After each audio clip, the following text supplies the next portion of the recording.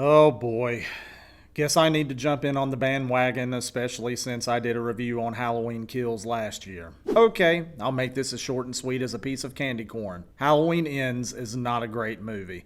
It's a disappointing, lackluster finale to the story of Laurie Strode and Michael Myers that gives neither character the full payoff they deserve, nor the one that we, the fans, were promised. Does that mean it's completely terrible? No. I'd argue that there were some worthwhile ideas and occasional glimpses of a decent film present here, but the execution felt scattered, rushed, and worst of all, unworthy of being a true ending to what should have been a rumble for the ages. So, some spoilers ahead, but I'll try my best to skirt around them, but some can't be avoided, like death for anyone in a slasher film that isn't a virgin. Now, I am a massive John Carpenter fan, obviously, and I love the original Halloween. I also really liked the original Halloween 2, and some of the sequels showed promise, though most were not great. I even thought that Halloween H2O, while feeling like a horror film made for the CW or WB around the time it was released, capped the story well. Until it screwed the pooch with Busta Rhymes kung-fuing the Shape in a fiery garage.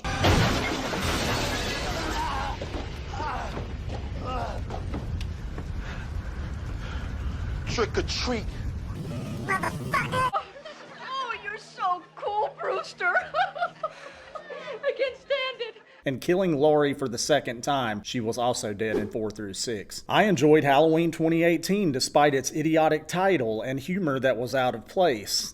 All these girls were like dancing on me. Their beautiful bodies got me all chubbed out, Allison. Allison, please. They were feeding me guacamole in all these sexy ways.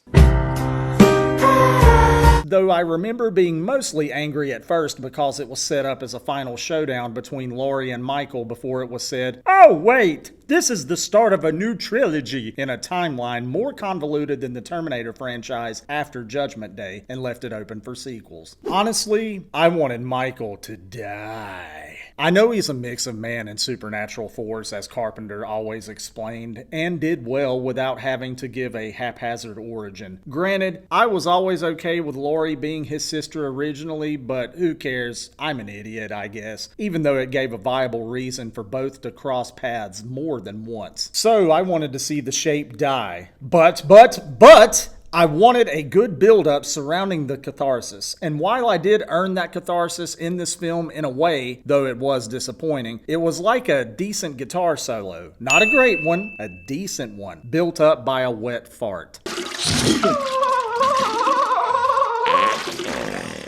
Let me start with the positives. This film looks great. David Gordon Green's style emulates the Dean Cundey cinematography of the originals whilst giving a saturated color scheme, almost giving a dark, grungy, desolate quality to most shots, especially the nighttime ones. The music, again from Carpenter, his son, and Daniel Davies, is moody, pulsing, and just excellent. The acting, well, it's not bad, though Jamie Lee Curtis is the obvious highlight, despite reading a few really stupid lines. But hey, script writing is hard. Ask Jessica Gao of She-Hulk or any of the other current woke Marvel writers now.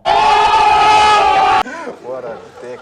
I will say that the metaphorical symbolism of this one, namely how evil can be a force that is inherent in us all and can be awakened or transferred to others, not literally like so many are claiming in reviews, because understanding symbolism can be hard too.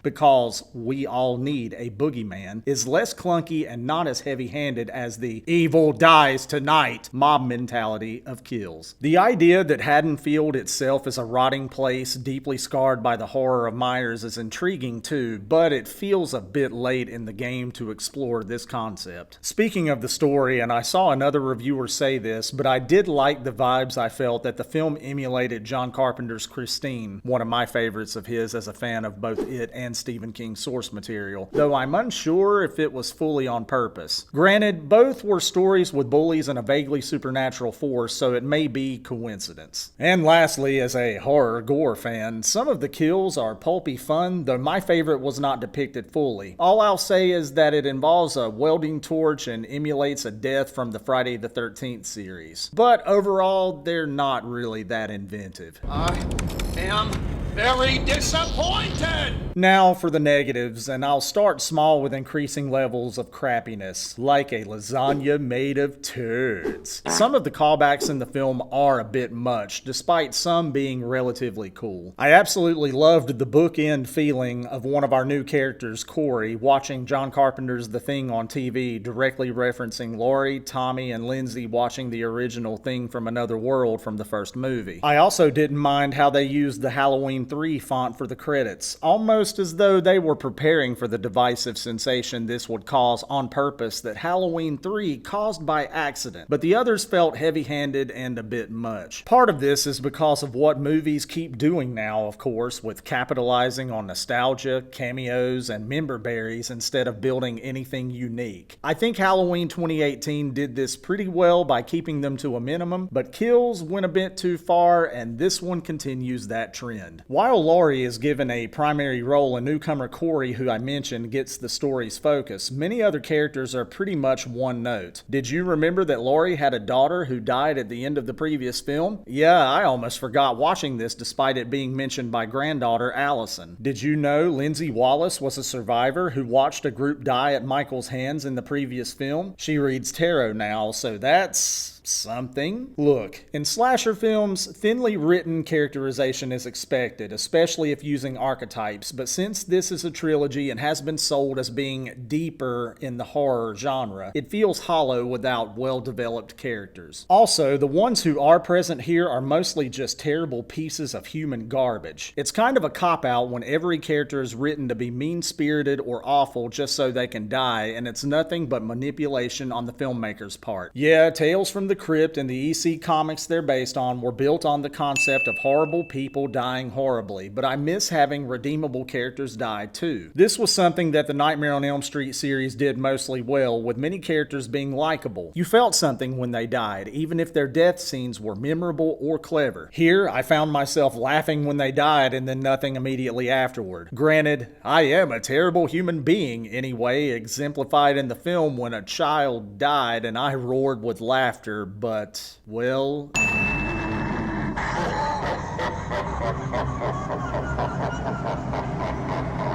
Oh, and of the characters in this, the worst were a quartet of band kid bullies. Okay, I was a band kid, and while many musicians are arrogant, pretentious, not as talented as they think they are douchebags, especially in a school setting, most are nerdy little dorks and weird outcasts. These kids just came off as little slimeball Instagram bullies or something, which, I don't know, is maybe how they really are now? One of the kids even had a mullet, okay? A mullet. I don't know. The fact that they all beat up new guy Corey, who's older and stronger than they are, was a bit much, which leads to my final irreconcilable fault, as he is a central part of it. The biggest sin this film commits is making this seem like an epic showdown between our protagonist and antagonist, and instead giving us a subplot with an imposter and the actual battle being an afterthought, and the focus of this is Corey. You get a backstory for him, which I won't fully detail here, and you see how he's someone who, due to tragedy, can develop or hone monstrous tendencies and become an irredeemable monster himself. This is the main point of contention for most fans, and I can agree. They pulled a climax of Halloween 4 and Friday the 13th Part 5 and rolled them together. I would actually applaud Green and company for sticking to their guns unlike the sequels to those films, and it is a somewhat plausible and interesting character study, sort of, if written by college kids anyway, but this was the wrong movie to do it in. In all truth, I feel it would have been better as a middle film. Okay, so go with me here for a second. Halloween Kills, or its plot, should have been the last, having culminated into something